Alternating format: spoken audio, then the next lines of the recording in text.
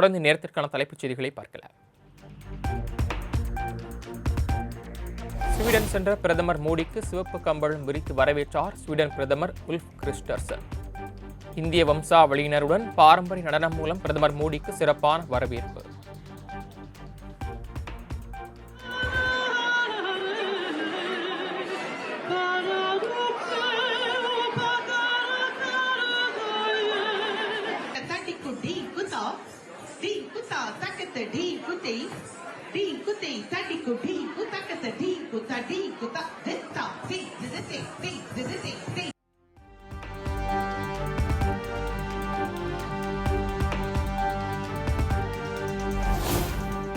Sweden நாட்டின் உயரிய விருதான Royal Order of Polar Star விருது வழங்கி பிரதமர் மோடிக்கு கௌரவிப்பு.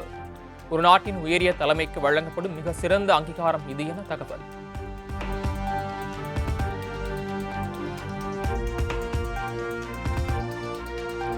தன்னை சந்திக்க வரும் தோழர்கள் மலர்கொத்து, சால்வை, துண்டுகள், பரிசு பொருட்கள் எதையும் கொண்டு வர வேண்டாம் என அமைச்சர் ஆதவ் அர்ஜுனா வேண்டுகோள். நேரு உள் விளையாட்டு அரங்கை ஆய்வு செய்த நிலையில் தனக்கு ஆக்கப்பூர்வமாக தகவல்களை அளிக்கும் அறிவார்ந்த புத்தகங்களை பரிசீலித்தால் மகிழ்வோடு ஏற்றுக்கொள்வேன் என்றும் பேட்டி.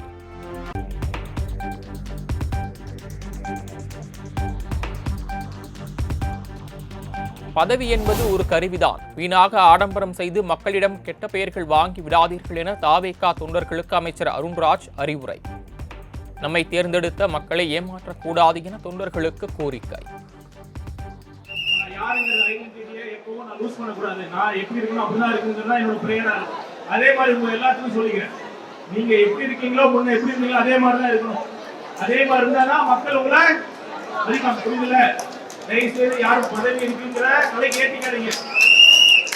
பதவியை கலைக்கு ஏற்றிக்காதீங்க. இந்த பதவி வந்து நமக்கு ஒரு கருவிதான். மக்கள் செய்யறதுக்கு ஒரு கருவிதான்.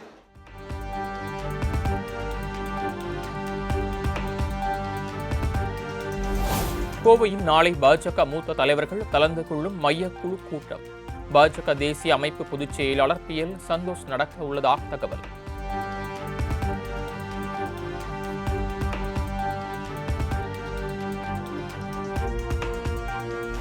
நடந்து முடிந்த புதுச்சேரி சட்டமன்ற தேர்தலில் தனக்கு வாக்களித்து வெற்றி பெற செய்த மக்களுக்கு நன்றி தெரிவித்தார் திருநள்ளாறு தொகுதி MLA GNS ராஜசேகரன். ஒவ்வொரு தெருவாக நடந்தே சென்று நன்றி தெரிவித்தவருக்கு பொதுமக்கள் உற்சாக வரவேற்பு.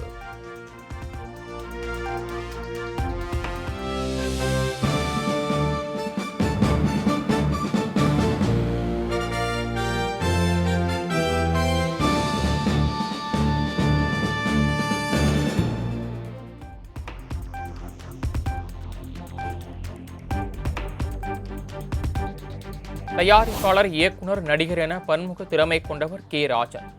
தயாரிப்பாளர் ராஜன் தற்கொலைக்கான காரணம் குறித்து போலீசார் தீவிர விசாரணை.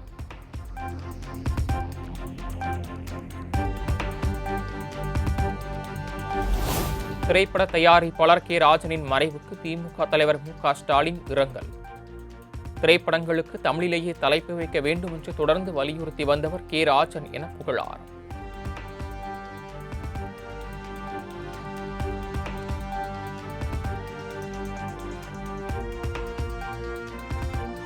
தமிழ் திரையுலகில் சிறு பட்ஜெட் திரைப்படங்களுக்கான அங்கீகாரம் கிடைப்பதில் மிக முக்கிய குரலாக விளங்கியவர் ராஜன் என EPS புகழாரம். திரைத்துறையை சார்ந்தோருக்கும் அவரது குடும்பத்தாருக்கும் ஆழ்ந்த இரங்கல் என சமூக வலைதள பக்கத்தில் பதிவு.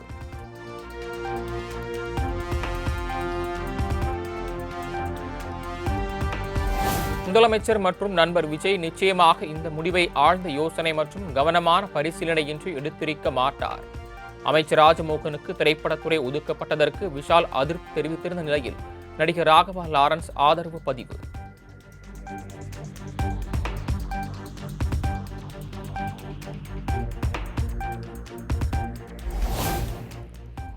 கேரியரின் உச்சத்தில் இருந்து CM ஆகி அரசு ஊழியரை போல அர்ப்பணிப்புடன் பணியாற்றுவது ஆச்சரியத்தையும் பிரமிப்பையும் அளிக்கிறது. ஹபீபி பட விழாவில் முதலமைச்சர் விஜயை புகழ்ந்து தள்ளிய பார்த்திபன். அவர் வரும்போது நான் வரவேற்றேன். அவரை ஒரு கேரியரோட உச்சத்தில் இருக்க ஒரு மனுஷன் 200 கோடியை விட்டுட்டு இங்கே வராருன்னா பாராட்டணும்னு சொன்னேன். அதை பற்றி நான் நிறைய எதிர்கருத்துக்கெலாம் இருந்தது. ஆனால் இன்றைக்கி கேரியரோட உச்சத்தில் இருந்து CM ஆகி இன்றைக்கி மத்தியானம் கேரியரில் சாப்பாடு எடுத்துகிட்டு வர ஒரு அரசு ஊழியர் மாதிரி காலையில் கரெக்டாக 9:30க்கு வராரு, சாயங்காலம் வரைக்கும் இருக்கார். அதெல்லாம் ரொம்ப ஆச்சரியமாக நிறைய பேருக்கு வந்து ஒரு பிரமிப்பாக இருக்கும், அந்த 4 நாளைக்குள்ளே இவ்வளோ பண்ணுறாருன்னு.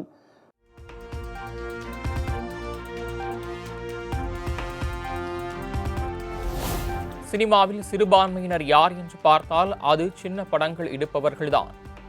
தியேட்டர்கள் கிடைக்காமலும் ரிலீஸ் செய்ய முடியாமலும் போராடும் இத்தகைய படங்களுக்கு புதிய அரசு உரிய உதவி செய்ய வேண்டும் என பார்த்திபன் கோரிக்கை.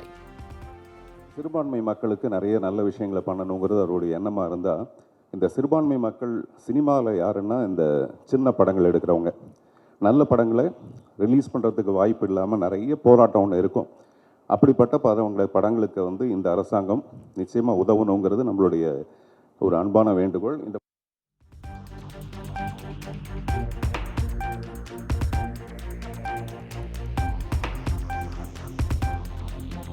தமிழக வெற்றிக் கழகத்தில் உள்ள பெண்களை இழிவாக பேசியதாக அளிக்கப்பட்ட புகாரில் அரசியல் விமர்சகர் பொன்ராஜ் மீது வழக்கு பதிவு. தாவேகாவினர் அளித்த புகாரின் பேரில் கடலூர் புதுநகர் போலீசார் வழக்கு பதிந்து விசாரணை.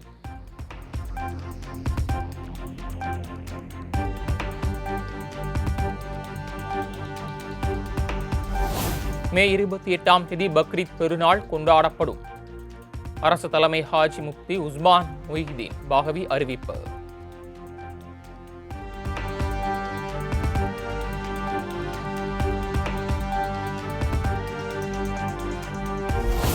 சிவகங்கை சாலை கிராமம் அருகே உள்ள மாதா கோயில் திருவிழாவில் அன்னதானத்தின் போது இருதரப்பினரிடையே ஏற்பட்ட மோதல்.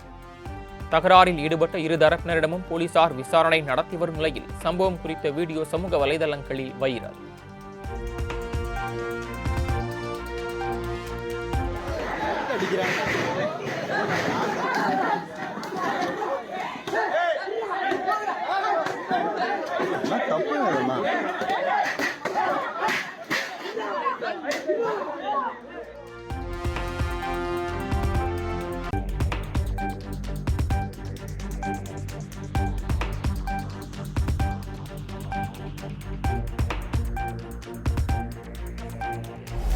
திருவாரூர் மாவட்டம் திருத்துறைப்பூண்டி அருகே தொழிற்சங்க கொடியேற்றுவது தொடர்பாக சரமாரியாக மோதிக்கொண்ட தாவேகாவினர் ஒருவரை ஒருவர் மாறி மாறி தாக்கிக் கொண்ட நிலையில் சம்பவம் குறித்து போலீசார் விசாரணை.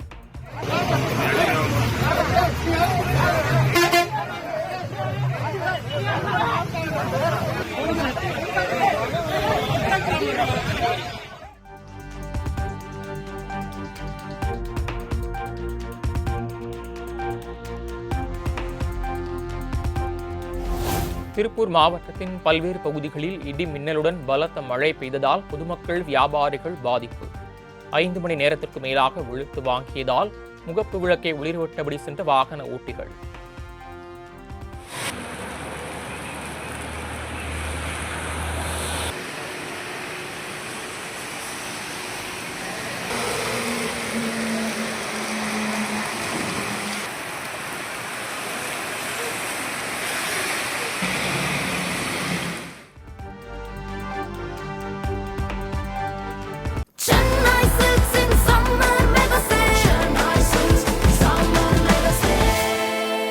The Chennai Silks in Mega Summer Sale.